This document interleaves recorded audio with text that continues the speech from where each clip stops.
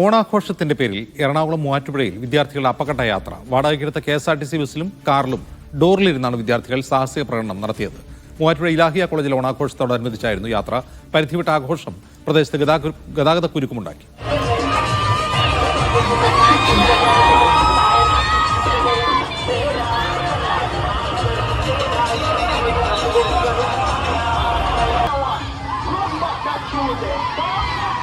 സിജോ വർഗീസ് വിവരണമായി ചേരുന്നു. സിജോ, ഈ ഗതാഗത കുരുക്ക് എവിടെയാണ് ഉണ്ടായത്?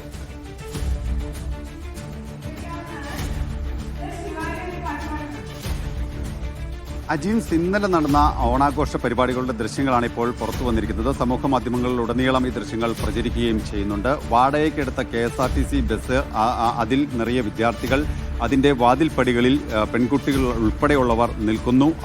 ആ യാത്ര വളരെ അപകടകരമായ രീതിയിലുള്ള യാത്രയാണ് നമുക്ക് ആ ദൃശ്യങ്ങളിൽ തന്നെ കാണാൻ സാധിക്കും. ഒപ്പം തന്നെ അതിന് മുമ്പിൽ ഒരു കാറുണ്ട്. കാറിൻ്റെ ഡോറിലിരുന്നും വിദ്യാർത്ഥികൾ യാത്ര ചെയ്യുന്നുണ്ട്. ഇത്തരത്തിൽ ആഘോഷങ്ങൾ എങ്ങനെ കളറാക്കാം എന്നുള്ള ഒരു ചിന്തയിലാണ് ഇത്തരത്തിൽ വേറിട്ട രീതിയിൽ ആഘോഷ പരിപാടികളൊക്കെ സംഘടിപ്പിക്കാറുള്ളത്. പക്ഷേ ഈ പ്രദേശവാസികൾക്കടക്കം ഇത് പല രീതിയിൽ ബുദ്ധിമുട്ടുണ്ടാക്കിയിട്ടുണ്ട്. ആഘോഷം പരിധി വിട്ടപ്പോഴാണ് ഈ ദൃശ്യങ്ങളടക്കം നാട്ടുകാർ പകർത്തുകയും ചെയ്തത്.